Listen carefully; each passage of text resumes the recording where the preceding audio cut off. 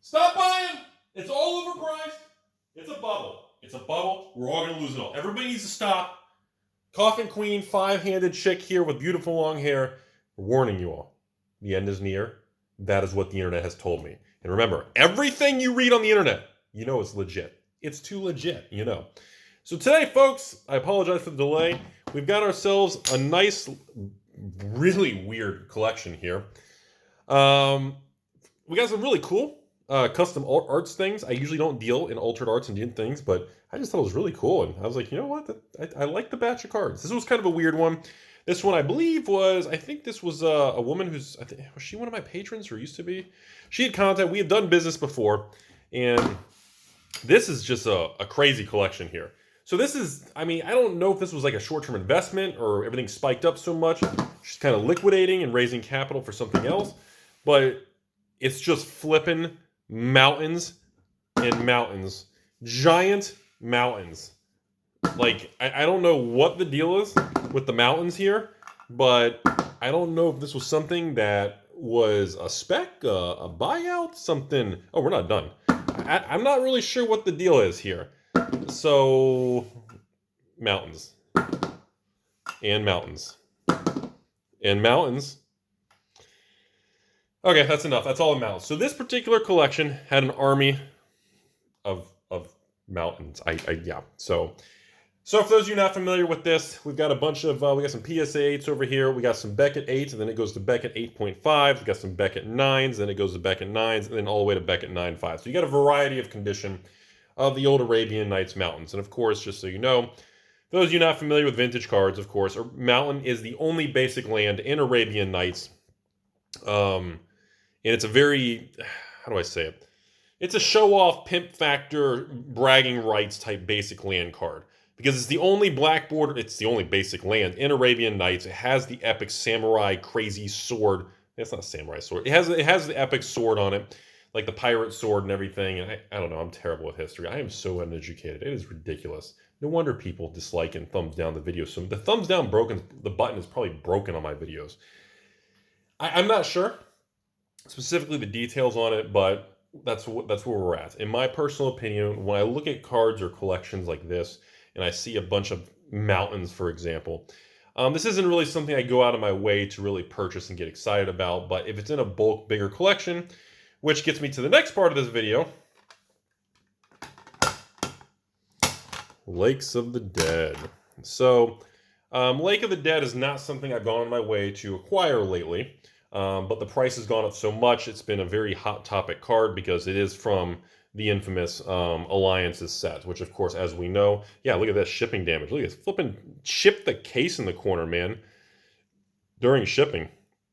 It doesn't affect anything, it doesn't really impact the card, but we totally chipped it totally sucked, yeah, it really, really sucks. Even this one, you've got a little bit of a chip at the bottom there. So it doesn't impact the card or the quality, but just kind of sucks, huh? Look at that, right at the bottom there.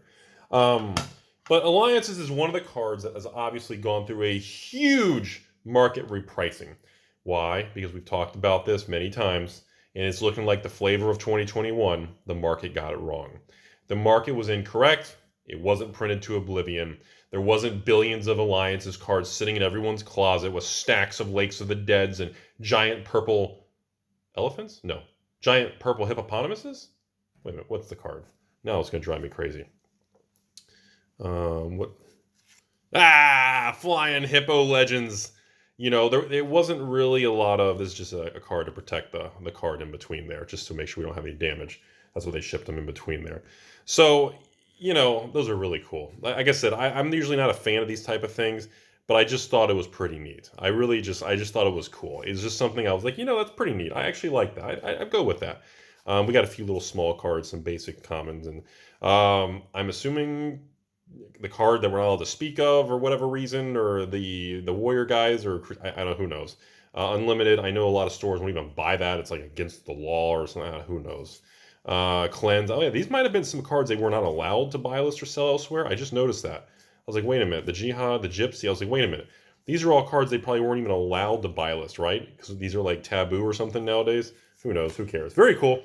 By the way, I thought this was kind of neat. I don't have any signed baubles. I'm usually not a fan of the whole Bible thing and all that. But I thought the old Rudy Rush, Chris Rush, beautiful Chris Rush, that man's a legend, and a beautiful little Ice Age card. That was pretty neat. And an Italian Legends Caracas. Remember, don't forget, everybody, the Italian print run is way higher than the English print run. They are not equal counterparts just because of the same set. Don't forget that. So, anyways, I want to jump over to the Lake of the Dead conversation. Lake of the Dead cards obviously are probably, what, $100, $150 a card, maybe up to $200, maybe down to $50, depending on the condition. You know, obviously the older the card, the higher the variance on the pricing based on condition. I do want to be very bullish and very blunt with everyone on my opinion on Alliance's cards. I know this is crazy sounding. I know an Alliance cards have already, 3, 4, 5x'd. I know the price of an Alliance box went from $500 to $1,000 to $1,500 to $2,000, and now an Alliance box is usually $3,000 to $5,000 now. I get it, but I'm telling you all, I know it sounds nuts, but still, $3,000 for an Alliance's box is not a bubble. It's not garbage. And then people who are going to think it's overpriced and dumb and don't want to buy a box of Alliances for $3,000 or $3,287.41, you're going to regret it. I know it's goofy sounding. I know Rudy's trying to shill for Alliances. I spun the wheel. Alliances is the flavor of the moment now. Whatever we land on, it's just the market undervalued Alliances for so long. Our price memory is just having a hard time accepting, going, what? How is these? Wait, I don't get it. No, they were just mispriced. The market has adjusted the price. That's not the same thing as a buyout in Alliances. I don't think, yes, can single cards in Alliances, fluctuate or drop back 20, 30% or go up another 10, 20, 30? Sure they can. Any single card can. But when you're talking about the overall sealed product of Alliances, and the heavy hitters like Lakes of the Dead, even Force of Will, the most iconic counterspell in the history of Magic, besides the original counterspell in Alpha. I mean, the best counterspell, arguably, at least in my opinion, is flipping cast. It's ridiculous. I mean, maybe Mana Drain's up there, but I think Force of Will is probably still the best counterspell ever. And I mean, how is that card even under $100? Oh wait, that's right, because it's not reserve list. Wait, what was that in the background? Oh wait, reserve list is a lie. It doesn't count, right? Doesn't make any difference? Yeah, well, there you go. So, I just want to be on record, yes, cards like Lake of the Dead, cards like many of these Alliances cards, like the giant purple, hippopotamus dude, cards like a lot of these lower end, the Helm of Obedience, these cards are legendary, and I'm not surprised they're moving. Like, why are people freaked out? Oh my god, Lake of the Dead's over 100. Dude, Lake of the Dead should have been $100 10 years ago. It just, it just took longer than anticipated. Anyway, so that's what's going on with that. We're going to move over our Army of Mountains. I want to go into another little interesting part of this particular collection because, well, to be honest with you all, this is the next part of the video, and I think it's worthy of conversation. So let's move over these. Let's get it all slid out of the way. So the last part of this video was unlimited dual lands. This individual had a batch of unlimited dual lands. Okay? Okay. So, this is what we got. So, we don't have a full 10. There's no Underground Sea. But we have 9 unlimited duals, ranging from, I believe it or not, when I see an 8, that's actually like light play condition. No joke. Like, I consider... By the way, side note. If you see a near mint to mint that's Beckett 8, I consider this like light played. That's not near mint to mint. This is not, like, that's light played. I know some of the camera, it's kind of difficult to show you guys, but I don't know if you guys can see. There you go. Look at this. Look at this. That is not near mint. Like, when a card has that kind of wear, look at the corner.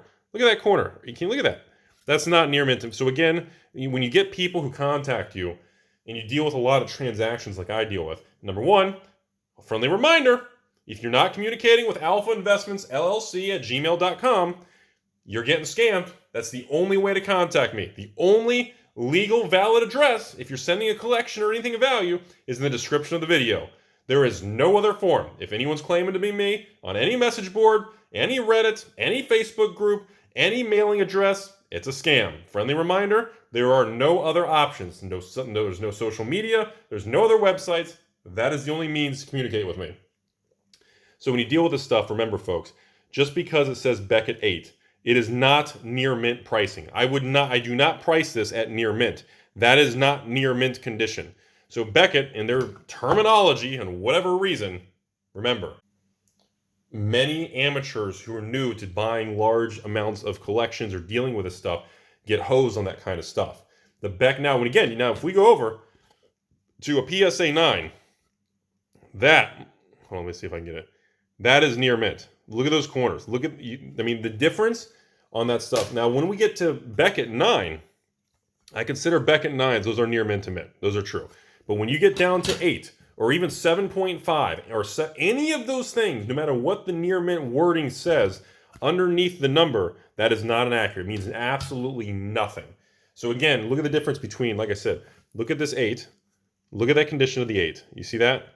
Look at that, all the way across there. Okay, now look at the difference on, I guess, the 9. See that? Huge. Hold on, let me see if I can. Huge difference. Sorry about the dust on there. But overall, huge difference on actually the cleanness of the card. All right, so the second part of the video here, as of course the viewership tanks off, unlimited cards as a whole. I kind of say this to the second part on purpose, knowing that the viewership's dropping by the second because I'm wasting your time. And you're sitting here going, why am I listening to this guy who doesn't even get a haircut and eats tacos all day? I mean, he lives in Florida. If that alone is not enough evidence that you shouldn't listen to me, I don't know what else is. All right, you should seriously seek a real financial advisor, not a guy who doesn't get haircuts. You're listening to a taco guy. Think about that. I never noticed there's a signature down there. I always thought the signature was right here on the playmat. Are there 2 signatures? Or is that from the actual artwork? And because that's hand, I can feel this. Huh. All right, so I'm going to be honest with you all. Between me and anyone who's still watching this late in the video, people ask me all the time, Rudy, I know Alpha Investments, the name Alpha, this and that, but what's the deal with Unlimited? And I'm going to be, in my personal opinion, I actually love Unlimited more than I love Beta. Yeah. It's one of the reasons I only have a couple Beta Black Lotuses, but I have 20 Unlimited Black Lotuses. I love Unlimited. It's the only versions of Black Lotus, Power 9, the original bright vibrant dual lands. It's the only white bordered power cards ever made. You got alpha cards, you got beta cards, you got collector's edition, you got international collector's edition. You have multiple printings of black bordered Moxins and recalls and twisters and all this stuff. But if you want a white bordered Lotus, you want a white bordered Mox, there's no beta, there's no collector's edition rebacks.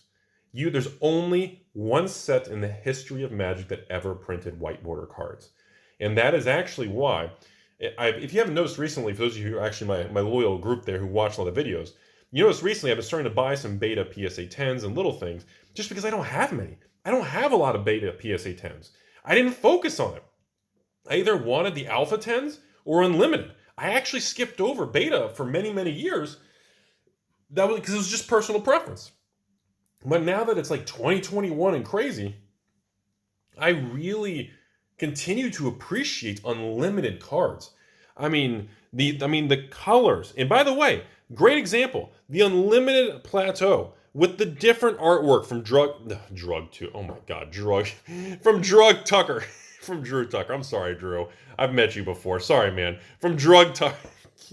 Godly. Well, no wonder people don't watch this channel. From Drew Tucker. Sorry, Drew. It has that different artwork from the revised Plateau.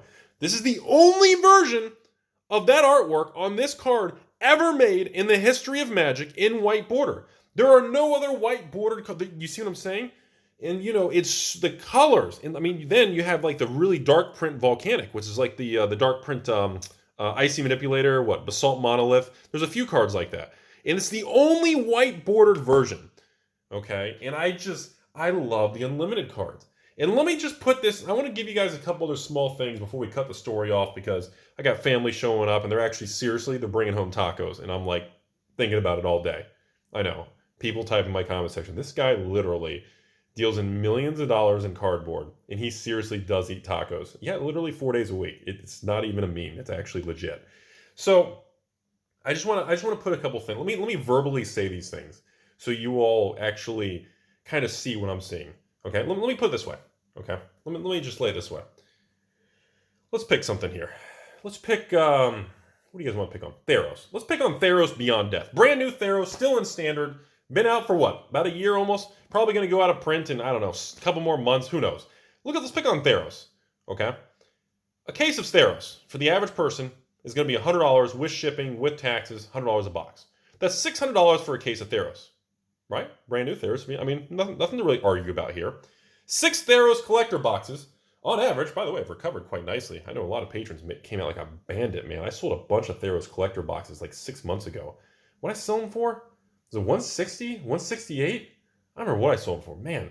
Anyways, Theros collector boxes are averaging, with shipping and fees or taxes, what, $200 a box? So a case of 6 Theros collector boxes is $1,200. A case of 6 Theros standard boxes right now are $600. So you all want to tell me that buying an unlimited Mox Pearl, the cheapest, worst one, on eBay for $2,000, and you think that's overpriced and expensive? A reserveless piece of power for $2,000, or 6 collector boxes for $1 to $1.5 grand? Like, you need to step back and stop focusing on the overall raw dollar amount. The world is so different in the cost, in the perspective of the value of money. Cash is trash, all that kind of stuff. Money machine goes burr.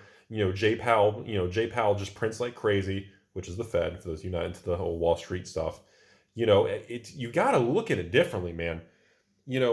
People are going crazy going, oh my God, have you seen the price of standard singles? Like, you can get a rare full art, alternate art foil, and it's like $1.25. Yeah, it's insulting. And Wizards did that intentionally. They didn't want them to be special. They didn't want them to be rare. They didn't want them to be expensive. It was intentional.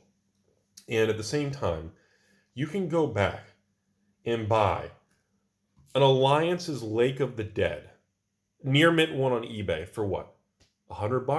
$150 on eBay? Are you serious? So wait, let me get this straight.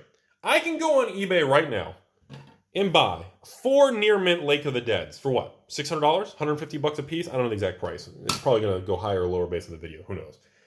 You're trying to sell me 4 Lake of the Deads from Alliances in the 90s in near mint condition is the same price as a case of Theros. So is a case of Theros Beyond Death standard boxes, is that overpriced, underpriced? Or are these just ridiculously cheap? I know, not really focused on the gray, just the raw card. Do you all see what I'm getting at?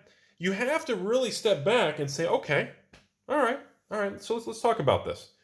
Modern Horizons 2 collector boxes. You're going to buy 6 Modern Horizons 2 collector's boxes for $500 a piece. That's $3,000. Are you kidding me? And I hope I'm wrong. I really want to be wrong on that. Hopefully they're like $400 or something. $3,000. You understand you can buy a played beta Mox for like $5,000 or $4,000? Do you see what I'm getting at here? You have to compare things differently.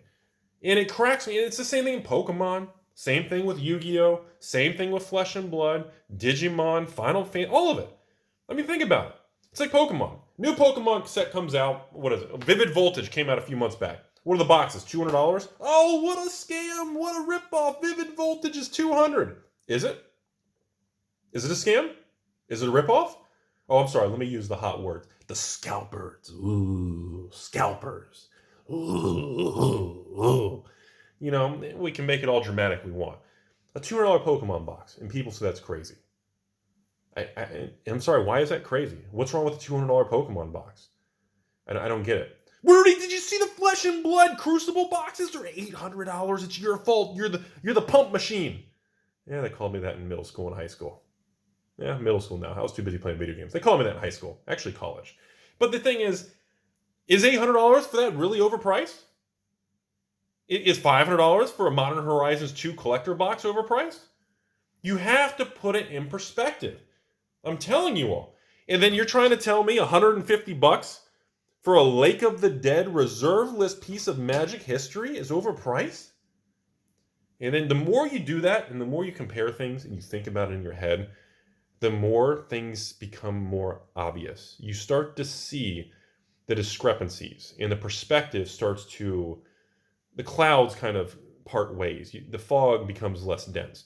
You'll start to notice that there's a lot of opportunity out there. And prices today, Sorry. It's not a bubble.